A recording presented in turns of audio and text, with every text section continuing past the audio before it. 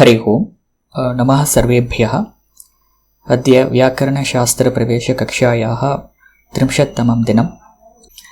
अत्र गतकक्षायां वयम् एतत् युत्सु अस्य सूत्रस्य पञ्चवार्तिकानि वयं दृष्टवन्तः।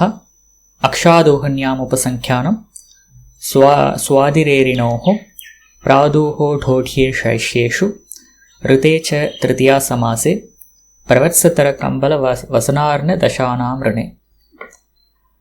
अत्र क्रमशः उदाहरणानि दृष्ट्वा अग्रे चरामः। तत्र अक्षादोहोन्याम् उपसङ्ख्यानम् इत्यत्र अक्षौहिणी इत्येतत् पदं तत्र निर्मीयते। पुनः तत्र स्वादिरेरिणोः इत्यत्र पुनः स्वैर तथा स्वैरिन् एवं पदद्वयं तत्र निर्मीयते। तत्रापि वृद्धिसन्धिः एव भवति इति अत्र ज्ञायते।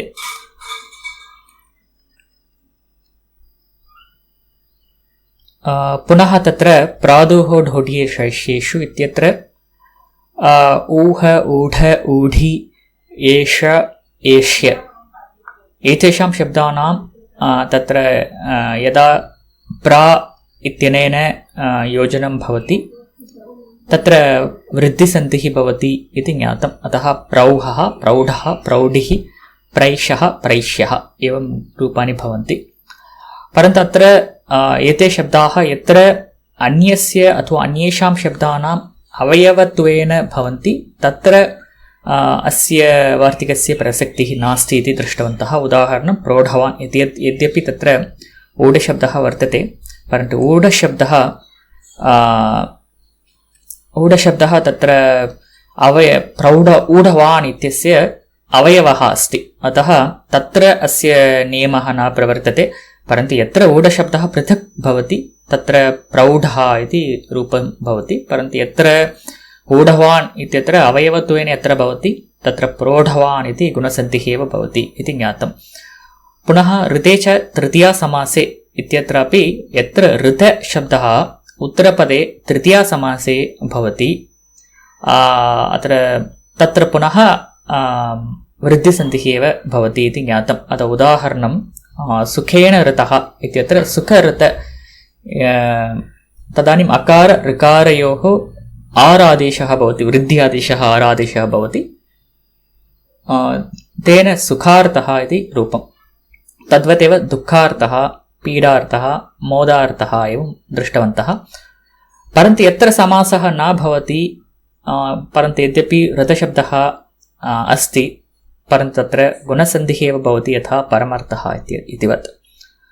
पुनः यत्र सुखेन ऋतः इत्यत्र समासः न कृतः, परन्तु साक्षात् तत्र संहितायां सन्धिकार्यं कृतं, तत्र तु सुखेन ऋतः इत्येवं तत्र गुणकार्यमेव भवति, वृद्धिकार्यं न भवति।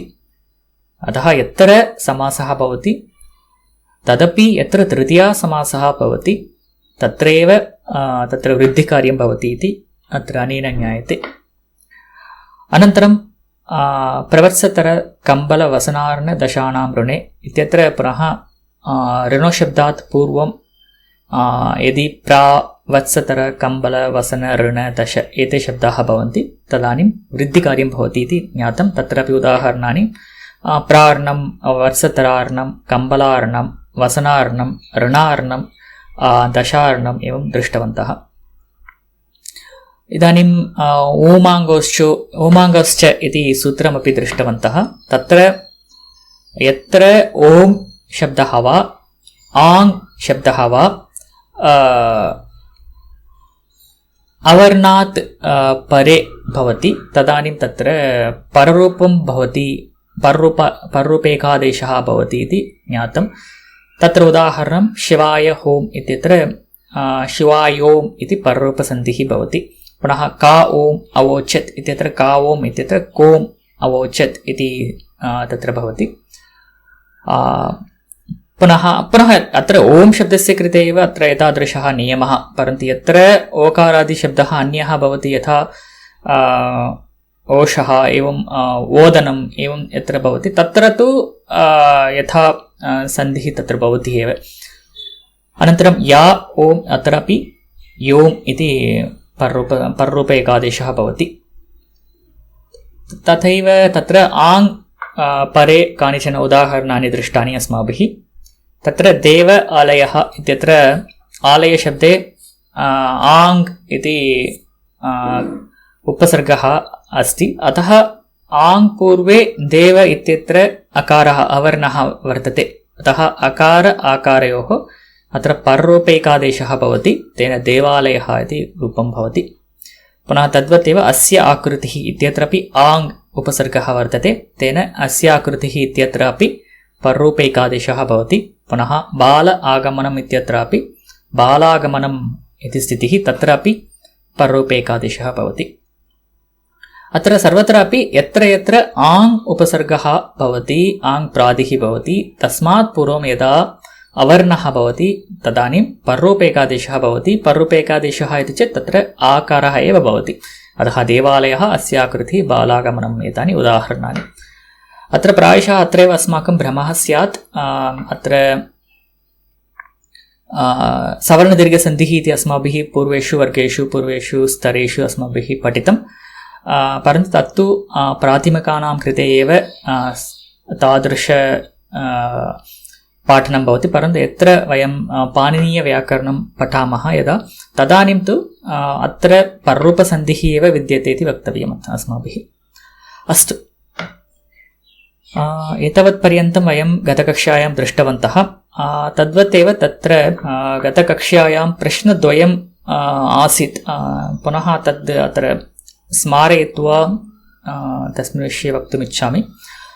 प्रथमः प्रश्नः, अत्र आङ् पूर्वे पररूपैकादेशः इत्यत्र सरलः उपायः अस्ति वा इति बहुभिः पृष्टं पृथक्तया मां प्रति। तत्र सरलः उपायः कोऽपि नास्ति। अत्र उत्तरपदस्य अथवा उत्तरं यत् पदमस्ति तस्य व्युत्पत्तिः सम्यक् ज्ञातव्या। तत् ज्ञात्वा एव तत्र आङ् अस्ति वा नास्ति वा इति दृष्ट्वा ततः परमेव तत्र कीदृशं सन्धिकार्यं प्रवर्तते इति ज्ञातव्यम्। परन्तु अत्र यद्यपि वयं सवर्णदीर्घसन्धिं कुर्मः चेत् तत्रापि रूपं समानमेव। देव आलयः इत्यत्र सवर्णदीर्घसन्धिम् अनुसृत्य कार्यं कुर्मः चेदपि तत्रापि देवालयः इत्येव रूपं भवति। अतः अन्तिमं रूपं समानम् इति कारणेन तत्र कापि हानिः नास्ति। परन्तु तथापि यदि व्याकरणं शास्त्ररीत्या वयं पठामः तदानीम् अस्माभिः ज्ञातव्यम् अत्र पररूपसन्धिः अस्ति इति। अस्तु, अयमेकः विषयः। अत्र सरलः उपायः नास्ति। अस्माभिः शब्दानां व्युत्पत्तयः ज्ञातव्याः एव। अस्तु, अनन्तरम् अग्रिमः प्रश्नः आसीत्। अत्र वसन ऋण इत्यत्रापि वसनार्ण इति शब्दरूपं भवति इति दृष्टवन्तः। अत्र पुनः अत्र वार्तिक वाक्यं पश्यामः चेदपि तत्रापि वसनार्ण इति शब्दः वर्तते। अत्र केनचित् पृष्टं कथं वार्तिकेन विधीयमानं किञ्चित् कार्यं वार्तिकवाक्यनिर्माणे अपि कथं प्रवर्तते अथवा कथं कर्तुं शक्यते इति।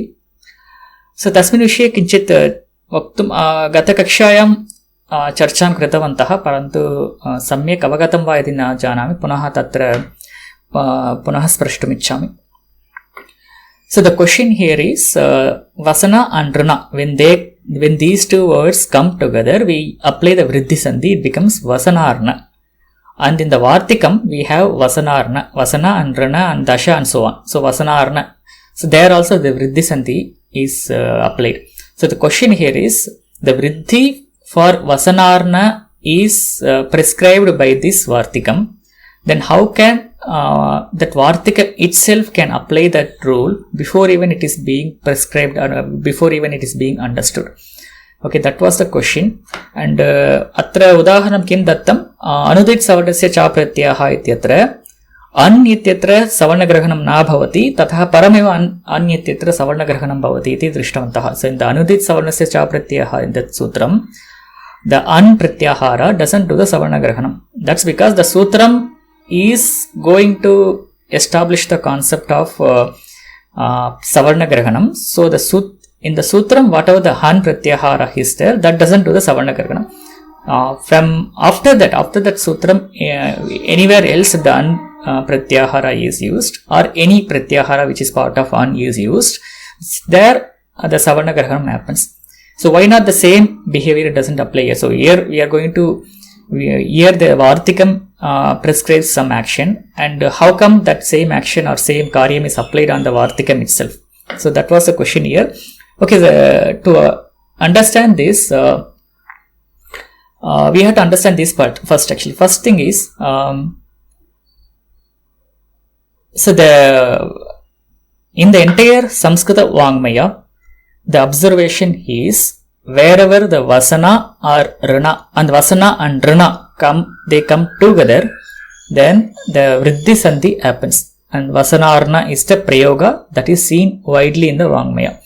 So, one thing we have to remember is the Panini or Katyayana or Patanjali, so they are not the creators of the language. Okay, they are just creators of this Vyakarana Ritihi. So, they just created this this particular grammatical system, but they did not create the language.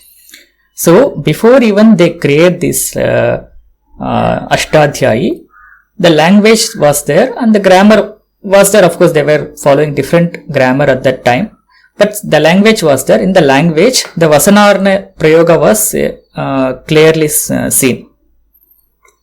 Rishis, the Panini or Patanjali or Katyayana, they did not create the language. They just created this particular Vyakarana system by which we will be able to know the right forms of the language. Right? For example, Vasanarana is the right form when the Vasana and Rana come together. So that's what they are trying to establish. They are not trying to create a new Shabda called Vasanarana. Okay, so in that case, before Panini itself or before Katyayana itself, that Prayoga was there like a Vasanarna.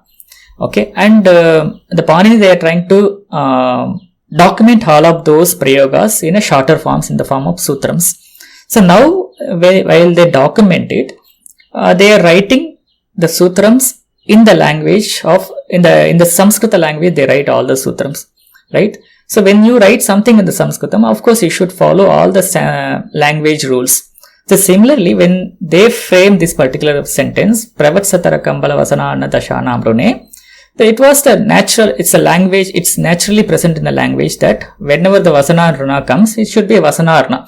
So it's nothing that we are applying this particular Vartikam to get that form. So that Prayoga was already there, and this Vartikam actually reiterates that Prayoga, that whenever Vasana and Rana come together, the form will be Vasanarna, the Vriddhi Karyam happens. So that's what the Vartikam does. So the entire Ashtadhyayi, all the sutrams are written in Sanskritam, and of course when you write something in Sanskritam, you have to follow all the rules of Sanskritam. That's how they have followed the Vasanarna, there they applied the Vriddhi Karyam.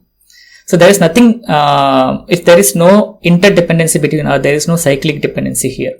Okay, that's first thing we need to understand. So now, what about Anudit Savarnasya Cha Pratyaha? So in that case, what happens? So here, in the Anudit Savarnasya Cha Pratyaha, what Panini is trying to do is, he is trying to establish a concept of Savarna Grahanam.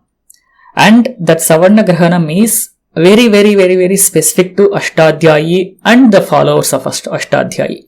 So it is not there in the Vangmaya. Okay, so he is trying to establish a new concept called Savarna Grahanam, and he introduces that to make the further study of Ashtadhyayi easier.